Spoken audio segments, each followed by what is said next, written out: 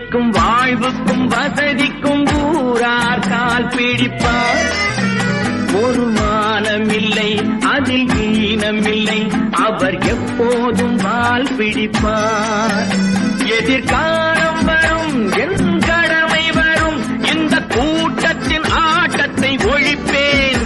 பொது நீதியிலே புது பாதையிலே வரும் நல்லோர் முகத்திலே விழிப்பேன். வரும் நல்லோர் முகத்திலே விழிப்பேன்.